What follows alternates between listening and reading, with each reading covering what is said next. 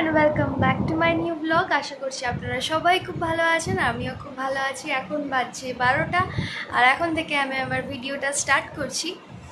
আর আমার এখানে লিপস্টিকের দাগ আই থিঙ্ক আপনারা দেখতে পাচ্ছেন।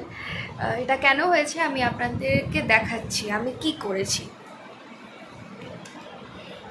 এইটা হচ্ছিল আমার একটা জুডিওর লিপস্টিক, যে আর একটা আমার লরিয়েলের লিপস্টিক ছিল যেগুলো নষ্ট মানে ভেঙে গেছিলো। তো ওগুলোকে আমি আগুনে পুড়িয়ে মানে আগুনে গলিয়ে ওটাকে আবার রিফর্ম করার চেষ্টা করছি। আর বাইরে একটা বিশাল জোরে বাজ পড়লো, আর বাজের আওয়াজ আমার খুব ভয় লাগে। সকাল থেকে আজকে বৃষ্টি হচ্ছে, সকাল থেকে না কাল রাত্রির থেকে বৃষ্টি হচ্ছে, কন্টিনিউয়াস বৃষ্টি হচ্ছে। আর বৃষ্টি আমার ভালোই লাগে, কিন্তু সব থেকে বাজে যেটা আমার লাগে সেটা হচ্ছে বাজ পড়া। আর এখানে বাজ সেরকম পড়ছে না, এক্ষুনি একটা পড়লো, নয়তো মেঘ ডাকছে আর কন্টিনিউয়াস বৃষ্টি। তো কলকাতার অবস্থা তো খুব খারাপ, আর পুজোর সময় যদি এরকম বৃষ্টি হয় তাহলে তো সবারই মনটা একটু খারাপ হয়েই যায়। যারা যারা ঠাকুর দেখতে বেরোবে আছে, যারা ছুটি ম্যানেজ করছে, কিন্তু এই 4-5 দিন যদি এতটাই বৃষ্টি হয়, এরকম অবস্থা হয়, তাহলে যারা আমরা ঠাকুর দেখতে বেরোবো তাদের কী অবস্থা হবে। তার সাথে এই যে প্যান্ডেলে এত খরচা করে একটা সুন্দর মন্দির মানে সুন্দর প্যান্ডেল তারা দাঁড় করাচ্ছে, তো সেটাও যদি এত বৃষ্টি হয় তো সেখানেও প্রবলেম হবে। এখন বাজে 7:30, আমি আবার চলে আসলাম তোমাদের সাথে একটু কথা বলতে। আর এই যে লিপস্টিকটা দেখছো, এটা কিন্তু সকালের লিপস্টিকটা যেটা আমি বানিয়েছি। আর আমার যে জুডিও লিপস্টিকটা দেখেছিলে তোমরা, ওটা একটু গ্লসি ছিল, আর যে লরিয়েলের লিপস্টিকটা ছিল ওটা একটু ম্যাট ছিল। তো দুটো মিক্স করাতে আমার মনে হয় যে গ্লসিনেসটা বেশি এসেছে, তার কারণ জুডিও লিপস্টিকটার পরিমাণটা একটু বেশি ছিল।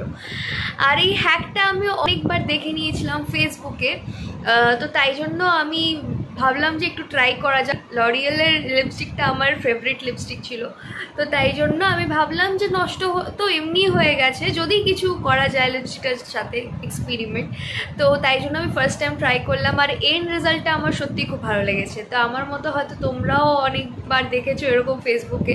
তো কারা কারা এই ডিআইওয়াইটা ট্রাই করেছে তারা কিন্তু আমাকে কমেন্ট সেকশানে লিখে জানিও, আর তোমাদের কেমন এক্সপিরিয়েন্স ছিল সেটাও কিন্তু আমার সাথে শেয়ার করো।